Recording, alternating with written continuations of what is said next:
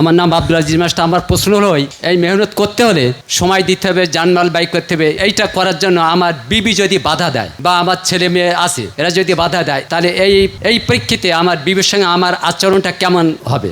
দেখেন, আপনাকে ধন্যবাদ আপনার এই প্রশ্নের জন্য। সত্য মিথ্যার দ্বন্দ্ব এই চিরন্তন। আপনার স্ত্রী সন্তান যদি বাধা দেয়, আপনি এক্ষেত্রে কি করণীয়? এটা উত্তর নবী করিম সাল্লাল্লাহু সাল্লামের সাহাবীদের জীবনী। আমাদের নতুন করে কিছু দরকার হয় না। নবী সাহাবীদের মধ্যে কি দেখেন, যখন ওনারা ঈমান আনছেন আর যারা ঈমান আনে নাই তাদের মধ্যে একটা হিজরত হয়ে গেছে। কি হয়ে গেছে? হিজরত।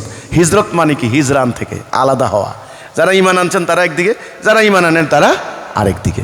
এখন আপনি যদি আল্লাহকে ভালোবাসেন সত্যিকার অর্থে, তাহলে তো আপনার দুনিয়ার কোনো শক্তি আপনার সামনে বাধা হয়ে দাঁড়াতে পারে না। দুনিয়া কাকে বলে জানেন? দুনিয়া হলো আল্লাহর দ্বীন প্রতিষ্ঠার জন্য যেটা বাধা হয়ে দাঁড়াবে, এটা হচ্ছে দুনিয়া।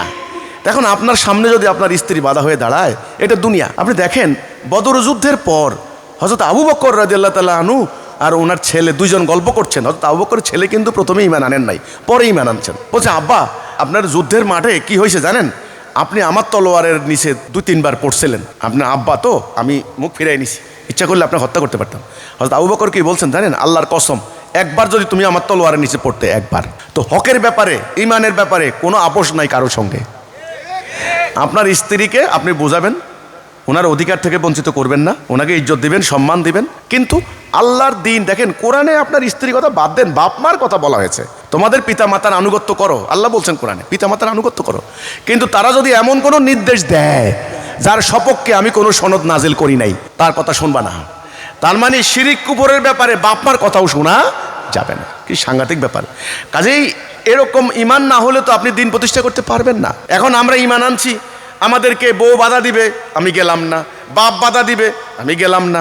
ভাইয়ে বাধা দিবে, আমি গেলাম না। মেম্বার সাহেব বাধা দিবে, আমি গেলাম না। মসজিদের খতিব হুজুর, খতিব সাহেব হুজুর বাধা দিবে, আমি গেলাম না। আমার শ্বশুর আব্বা বাধা দিবে, আমি গেলাম না। আমার সন্তান বাধা দিবে, আমি গেলাম না। তাহলে তো আর কেউই আর দিন প্রতিষ্ঠা করতে পারবে না। কেউ না কেউ বাধা আপনাকে দিবেই। এখন আপনার কিসমতে আসছে, বউ বাধা দিছে আপনাকে, কারো বাপ, কারো মা, কারো এক একজন এক একটা। কেউ দেখেন, কেউ বাধা দেয় নাই, কারণ নিজের নফস বাধা দিয়েছে।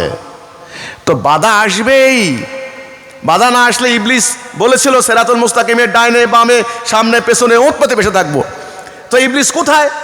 এখন এই শয়তান, ওই যে ওয়াসওয়াসিল খান্নাস মিনাল জিন্নাতি ওয়ান নাস, এখন ওয়াসওয়াসা দিচ্ছে আপনার স্ত্রীর রূহ ধরে, মানে তার সুরত ধরে এখন ওয়াসওয়াসা দিবে।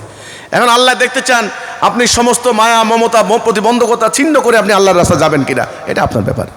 আপনি শুধু ওনাদেরকে বলবেন যে, দেখো, আমি আল্লাহকে বিজয় করতে যাচ্ছি, আমি দুনিয়ার কোনো স্বার্থ নয়, কাজে তুমি আমাকে বাধা দিও না। তোমার সাথে আমার সম্পর্ক হচ্ছে এই দুনিয়াবি দাম্পত্য জীবনের সম্পর্ক, কেন আমার আল্লাহর সাথে আমার চুক্তি হচ্ছে ইহকাল এবং পরকালের।